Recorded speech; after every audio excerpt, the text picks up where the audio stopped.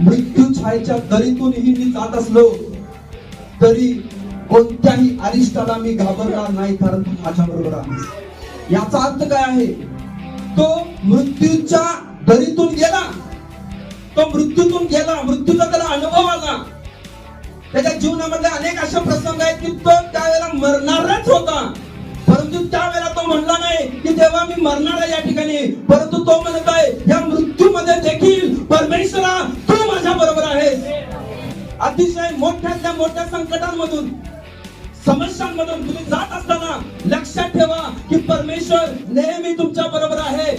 म्हणून तुमच्या ह्या आजारामध्ये परमेश्वर तुमच्या बाजूला उभा आहे, तुमच्या कर्जांच्या मध्ये परमेश्वर तुमच्या बाजूला उभा आहे, तुमच्या त्रासांमध्ये परमेश्वर तुमच्या बाजूला उभा आहे आणि तो लवकरच तिथून तुम्हाला बाहेर काढणार आहे. कारण तो म्हणत आहे, पहा युगाच्या समाप्तीपर्यंत सर्व दिवस मी तुमच्या बरोबर आहे.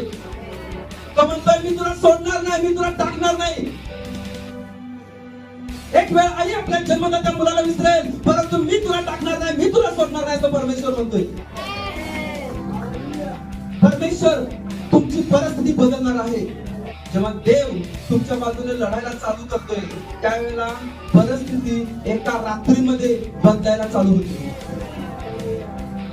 पण नेहमी विजयी परमेश्वर आहे, त्याचं नावच विजय आहे.